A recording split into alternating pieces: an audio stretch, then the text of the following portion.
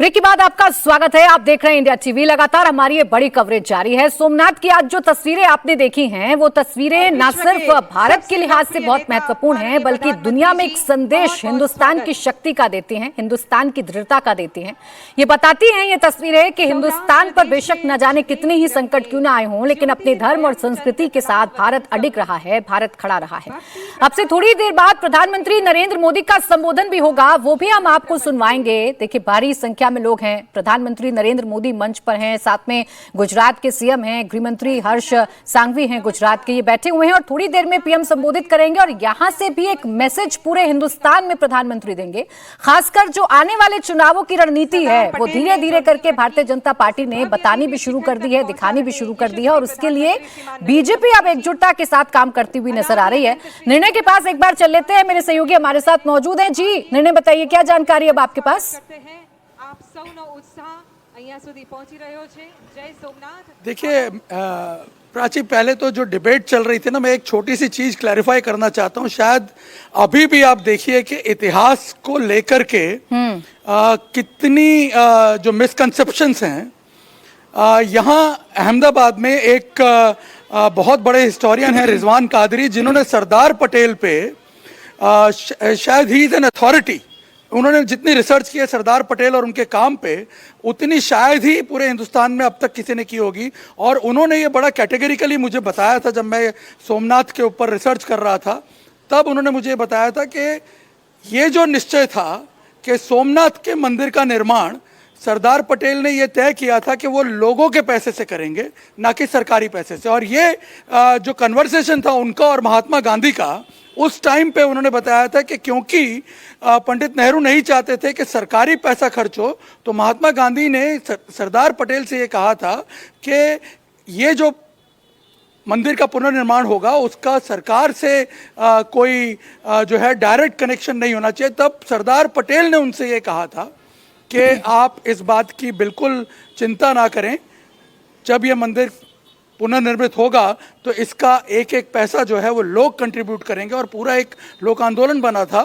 और सबसे पहले जामनगर डायनेस्टी जो है उसकी तरफ से जो है अपना डोनेशन दिया गया था। और फिर कई राजघराने इस सौराष्ट्र एरिया के इसके साथ जुड़े। और बताया ये जाता है कि आसपास के लोग जो हैं, उन्होंने, किसी ने 8 आने, किसी ने 1 रुपया, इस तरह से पैसे इकट्ठे किए थे। तो कहीं ना कहीं अभी भी जब हम चर्चा सुनते हैं कि कहीं पे आज भी ये उल्लेख किया जाता है कि नेहरू ने ये एडवाइस किया था, कहीं पे आज भी ये उल्लेख किया जाता है कि गांधी ने उन्हें ये एडवाइस किया था, ये सरदार पटेल ने खुद कहा था। और इसी वजह से हम देख रहे हैं कि अभी भी इतनी कोशिशों के बावजूद भी कुछ मिसकंसेप्शंस जो हैं वो दूर होने में, आप सोचिए 75 साल लग गए और अभी भी मिसकंसेप्शन जो हैं वो यूं बने हुए हैं। लेकिन आज का जो ये पर्व है, इसको बहुत ही पॉजिटिव वे में देखना चाहिए, क्योंकि जो एक सबसे बड़ा मैसेज जा रहा है यहाँ पे वो ये है कि एक लौह पुरुष के संकल्प को एक कर्मयोगिनी ने अपने अर्पण से किस लेवल तक ला के रख दिया है। 2 लोग, सरदार पटेल और नरेंद्र मोदी, इन दोनों के नाम एक तरह से पर्याय बन गए हैं अब इस सोमनाथ टेम्पल का ये जो अस्तित्व है, और इसको जिस तरह से निखार करके पूरे विश्व के सामने लाया गया है। और शायद इसी वजह से एक एक भारतीय, एक एक नागरिक जो देश का है, वो गर्व कर रहा है। क्योंकि सोमनाथ के साथ जब हम चर्चा करते हैं सोमनाथ के बारे में, तो सबसे बड़ी बात हमें ये याद रखनी चाहिए कि ये हमारी सामूहिक शक्ति और सामूहिक साहस का भी प्रतीक है, हमारी दृढ़ता का प्रतीक है, हमारे जो निर्माण की ताकत है, पुनर्निर्माण की ताकत है, उसका प्रतीक है। लेकिन सबसे बड़ी बात यह है कि जितनी बार इसको विध्वंस किया गया इसका, उतनी बार लोक भागीदारी एक सबसे बड़ा फैक्टर था, जिसकी वजह से इस टेम्पल का पुनर्निर्माण और जो अहम बात आपने बताई कि कैसे आम लोगों के चंदे के साथ इस मंदिर का निर्माण होता है, सरदार पटेल की इस मंदिर के जीर्णोद्धार में, इसके पुनर्निर्माण में क्या भूमिका रहती है, और पंडित जवाहरलाल नेहरू की क्या भूमिका रहती है। अब वो इतिहास के पन्ने जो शायद धूल में कहीं छिपा दिए गए थे, अब उससे धीरे धीरे करके धूल हट रही है और जो इतिहास है उसकी सच्चाई पूरे देश के सामने आ रही है। और एक बदलाव, जो निर्णय अभी आप बता रहे थे अजीत जी, एक बदलाव अब के दौर में हमें देखने को मिल रहा है, अभी तक मंदिर के निर्माणों की बात जब करें तो सरकारें उसमें से हाथ पीछे खींच लिया करती हैं, सांप्रदायिकता का इस पर आरोप लगता है, या मंदिर सरकार बनवाए, ऐसी बातों से हमेशा सरकार अपने स्टैंड को पीछे खींचती रही है। लेकिन ये अब बदलाव है, अब कई ऐसे निर्माण हैं जहां सरकारी पैसों से किए जा रहे हैं, जहां सरकारी पैसों से ही मंदिरों को बनवाया जा रहा है। हाल ही में बंगाल में ममता दीदी दुर्गा आंगन का निर्माण करा ही रही थी। बिल्कुल नहीं, तो ये चीज़ें अब हो रही हैं, वो भी एक तरह की चेतना है, और उस चेतना के तहत अब सरकारें और जो पार्टियां हैं दूसरी गैर बीजेपी पार्टियां वो भी इस तरह के काम कर रही हैं।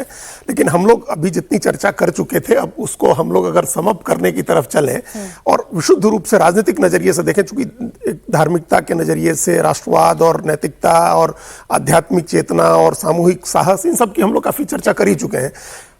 ये जो जिस गुजरात मॉडल की बात होती है ना, एक विकास का एक मॉडल आया कि गुजरात में जिस तरह का विकास हुआ है उस तरह का विकास का मॉडल 2014 में प्रधानमंत्री नरेंद्र मोदी के साथ पूरे देश में गया। उस मॉडल के साथ एक चीज ये भी जुड़ी हुई है, विकास जो है उसके साथ एक धर्म और अध्यात्म की चीज भी साथ साथ जुड़ी हुई थी, और ये किस तरह से रेप्लिकेट हो रहा है पूरे देश में, आप इसको देखिए। प्रधानमंत्री आए वाराणसी चुनाव लड़ने, और उसके बाद आप देखिए जो काशी विश्वनाथ का मंदिर है और उसका जो जीर्णोद्धार हुआ है, और अभी कुछ चीजें वहां बाकी हैं, लेकिन जिस तरह से कॉरिडोर बना वाराणसी का, और वहां जिस तरह से एक लोग आते हैं, जैसे आस्था का एक बड़ा केंद्र बना, उस तरह से आप अयोध्या में देखिए, आप उस तरह से आप देखिए वो विंध्यवासिनी में, विंध्याचल में माँ विंध्यवासिनी के मंदिर का एक कॉरिडोर बन रहा है। और फिर धीरे धीरे इस तरह के कॉरिडोर, मतलब आप एक राजनीति हो, उसके साथ साथ एक आर्थिक विकास की गतिविधियां चलें, उसके साथ साथ एक धार्मिक आध्यात्मिक विकास की भी गतिविधियां साथ साथ चलनी चाहिए। लोगों को उनकी जो आस्था के साथ जोड़ने का अवसर भी मिले, और जो अपना इतिहास रहा है उस इतिहास से भी जुड़ने का अवसर मिले। जिस तरह का इतिहास सोमनाथ में है, जिस तरह के हमले सोमनाथ में हुए, जितनी बार विध्वंस हुआ सोमनाथ का, उसी तरह का इतिहास वाराणसी में भी है, काशी विश्वनाथ के मंदिर का भी है, वहां भी उतना ही विध्वंस हुआ, वहां भी उस तरह से जो अतिक्रमण है, आप जाइए, आप तो जो भी जाकर के देखें किस तरह से वहां मंदिर के ऊपर जो ज्ञानवापी था, जो ज्ञान का कुआं था, जहां मानते थे लोग कि वहां पानी पीने से जो ज्ञान प्राप्त हो जाता है, वहां एक मस्जिद खड़ी हो गई। या आप शाही ईदगाह का मामला देखिए मथुरा में। तो ये इस तरह के जो हमले हुए हैं, उन हमलों के बाद जो स्थितियां रही हैं, जो एक हीनता की भावना रही बरसों तक, बरसों क्या सदियों तक रही, उस भावना से मुक्ति का भी अभियान साथ साथ चलता रहेगा। आर्थिक विकास के साथ साथ धार्मिक विकास, ये सब चीजें चलती रहेंगी। लेकिन हम फिर अभी कई बार हम कह चुके हैं, और फिर हम कह रहे हैं कि हम लोग बार बार कहते हैं कि जितनी बार तोड़ा गया सामूहिक शक्ति से हम लोगों ने खड़े होकर के पुनर्निर्माण किया, हम लोग को वो सामूहिक शक्ति अब आगे दिखानी होगी, कोई तोड़ ना सके। बिल्कुल ठीक है। ये इसकी जरूरत है कि आगे फिर कभी, आगे का मतलब 10 साल 20 साल 50 साल में नहीं, 500 साल बाद भी कोई तोड़ न सके, हमको अपनी सामूहिक शक्ति इसके लिए इस्तेमाल करनी चाहिए। भाई अभी जिस चीज का जिक्र आप थोड़ी देर पहले कर रहे थे कि एक वो बस है जिसमें अब जितने जो विपक्षी दल हैं वो चढ़ना, अगर आप नहीं चढ़ पाए हैं तो अब चढ़ने का मौका आपके पास नहीं है, क्योंकि ड्राइविंग सीट पर जो बैठा है वही पूरी तरीके से ड्राइव कर रहा है, उसी की तरफ सारा नैरेटिव जा रहा है। और जिन 2 मंदिरों का जिक्र अभी अजीत जी आपने किया, राजकुमार जी, अभी भी तो मौका है ना विपक्षी दलों के पास। आप मंदिर की बात करते हैं, हिंदुत्व की बात करते हैं, लेकिन बीजेपी आपसे यही पूछती है कि बताइए ज्ञानवापी पर आप लोगों का स्टैंड क्या है। अगर वाकई में आपको इस देश की सनातन परंपरा की चिंता है तो आप ज्ञानवापी पर सरकार का साथ दे दीजिए, आप मथुरा में श्री कृष्ण जन्मभूमि के मसले पर साथ दे दीजिए, लेकिन इस पर चुप्पी साध लेते हैं अखिलेश यादव। देखिए 1989 में और 90 में मंडल आयोग की सिफारिश से लागू होने के बाद और राम मंदिर आंदोलन की रथ यात्रा के बाद जिस तरह की राजनीति बनी है, उसमें गैर भाजपा दलों को माइनॉरिटी वोट बैंक के साथ ओबीसी वोट बैंक मिला करके सत्ता में आने का एक बहुत आसान रास्ता मिल गया था। लेकिन आप देख लें 2000 के बाद का तो माइनॉरिटी प्लस जो जाति का वोट बैंक है, मुलायम सिंह यादव के संदर्भ में यादव की बात कर लें, और मायावती के संदर्भ में दलित वोट बैंक की बात कर लें, उनको भी एड ऑन वोट बैंक चाहिए होता है, तब आप सत्ता में आते हैं। बिल्कुल। इनको ब्राह्मण के वोट की बात कर लें, राजपूत वोट की बात कर लें, या वेस्टी वोट बैंक की बात कर लें, सबने अपने अपने तरह से एड ऑन किया और सत्ता में आए। लेकिन 2014 में जिस तरह से नरेंद्र मोदी के नेतृत्व में बीजेपी को 30 साल के अंतराल के बाद, या तो 1984 में राजीव गांधी के नेतृत्व में कांग्रेस को अपने दम पर मेजोरिटी मिली थी, या उसके 30 साल बाद 2014 में नरेंद्र मोदी के नेतृत्व में बीजेपी को 282 सीटें मिली अकेले दम जी। तो वो एक संकेत था जिसको समझना चाहिए था अपोजिशन के पार्टीज को, अपोजिशन की राजनीति को, कि वो पुराना दौर अब नहीं चलेगा। आपको समग्र समाज की, सर्व समाज की राजनीति करनी पड़ेगी, और वो उसमें पिछड़ते गए। 2017 में तस्वीर बहुत साफ हो गई, जब यूपी में जहां बीजेपी 10 सीटों पर सिमट गई थी पिछले चुनाव में, लोकसभा में, मतलब 2009 की बात करें, जी, जी। वहां 14 में जिस तरह से बीजेपी की 73 या 76 सीटें आई, वो तस्वीर थी, बहुत लाउड एंड क्लियर मैसेज था, लेकिन नहीं जागी, और 2017 में बीजेपी प्रचंड बहुमत से यूपी में सत्ता में आ गई। अब अखिलेश यादव या तेजस्वी यादव या बाकी जो इस तरह के लोग हैं, उनकी समस्या ये है कि अगर वो चलें सर। बदलना भी चाहें हाँ, तो क्रेडिबिलिटी नहीं है।